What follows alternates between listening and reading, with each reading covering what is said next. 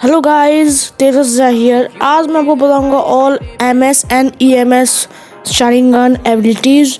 तो चलिए वीडियो को स्टार्ट करते हैं। तो अभी तक हम लोग जानते हैं कि एमएस को अनलॉक करने के लिए किसी बहुत बड़े ट्रॉमा से गुजरना पड़ता है, किसी अपने को मारना पड़ता है, तब हमारा शारिंगन इवॉल्व होता है मांगेक्यू शारिंगन में।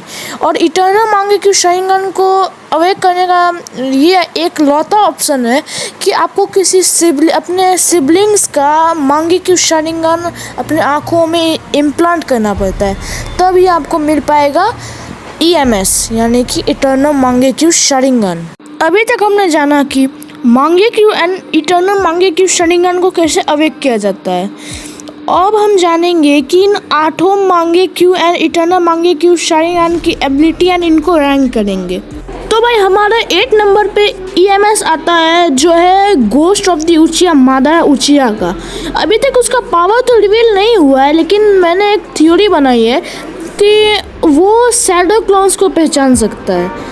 यस, ये बहुत मतलब कैरेक्टर के हिसाब से बहुत लो एबिलिटी है, लेकिन यही है एबिलिटी उसका। तो हमारे 8 नंबर पे आता है मादारा उचिया का ईएमएस।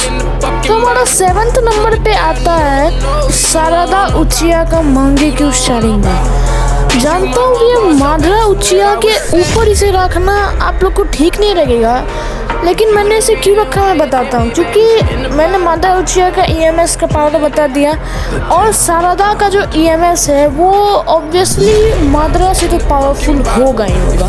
तो इसलिए मैंने सारादा का ईएमएस को एमएस को 7th नंबर पे रखा है। अभी तक तो उसका पावर रिवील नहीं किया गया, लेकिन फ्यूचर में उसका पावर रिवील किया जाएगा। तो भाई अगला हमारा 6th नंबर ईएमएस आता है, वो है इंदिरा उतुत्सुकी का। और इसके पास जो मांगेक्यू शारिंगन था उसका एबिलिटी था अमातेरासु। यस, अमातेरासु उसका भी एबिलिटी था। इससे उसके पास कोई एबिलिटी नहीं था और हमें रिवील भी नहीं किया है और उसका नेक्स्ट एबिलिटी। तो अभी तक के लिए तो हमें इतना ही पता है। हमारा 5th नंबर का एमएस है, वो है फुगाकू उचिया का एमएस।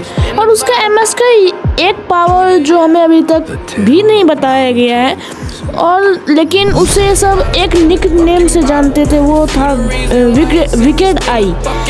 यस, उससे वही नाम से पुकारा जाता था। और उसका ज़्यादातर पावर ये बताया गया है वो टेल बीस्ट तक को कंट्रोल कर सकता था। तो यही था उसका एमएस का पावर। हमारा 4th नंबर का एमएस है, वो है शिसुई उचिया का एमएस। और उसका पावर बहुत ही ज़्यादा यूनिक है, क्योंकि वो एक परफेक्ट गेंजुत्सु आइज है। जैसे इताची का है, उससे भी ज़्यादा पावरफुल गेंजुत्सु आइज। इसी से इताची काबुतो के रिएनिमेशन जुत्सु से फ्री हुआ था। तो शिसुई का पावर ये है कि वो उसका मांगेक्यू शारिंगन परफेक्ट गेंजुत्सु आइज है। हमारा 3rd नंबर पे ईएमएस एक, वो है द लास्ट उचिया सास्के उचिया का।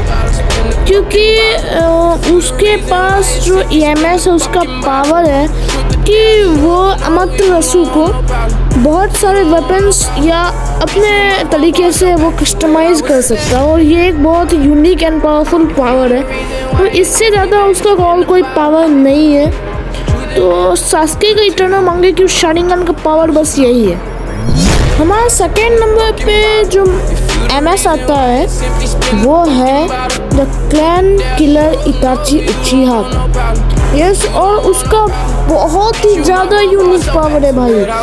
एक आँख में अमातेरासु और दूसरी आँख में सुकियोमी, जो कि किसी भी जो आई कांटेक्ट होगा किसी के साथ, वो उसको अपने गेंजुत्सु बहुत ज़्यादा पावरफुल गेंजुत्सु में इसको डाल सकता है। और अमातेरासु वो तो भाई किसी स्प्रे का यूज कर दिया, और जब तक वो ख़त्म नहीं होगा तब तक वो बंद ही नहीं होगा, जब तक उसका यूज़र उसको रोके ना।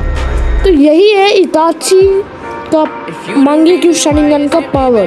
जो फर्स्ट नंबर पे जो मांगेक्यू शारिंगन आता है वो है द हैकर उचिहा ओबिटो उचिहा का।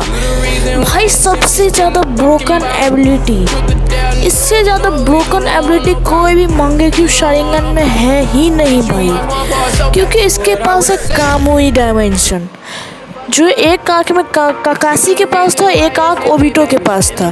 भाई दोनों इसको यूज़ कर सकते थे भाई, दोनों इतने खतरनाक लेवल पे इसको यूज़ करते थे। इसका पावर भाई, इसका यूज़ ये था कि आप किसी भी चीज़ को एक दूसरे डायमेंशन में आप टेलीपोर्ट कर सकते हो, चाहे कितनी भी बड़ी हो या कितनी भी छोटी हो। तो यही था ओबिटो उचिहा का पावर। तो मैंने सारे मांगेक्यू इटर्नल मांगेक्यू शारिंगन की एबिलिटी को एक्सप्लेन कर दिया और उसको रैंक भी कर दिया। तो अगर आज की वीडियो आपको अच्छी लगी तो प्लीज़ वीडियो को लाइक एंड चैनल को सब्सक्राइब करिएगा। Till then take care, bye bye.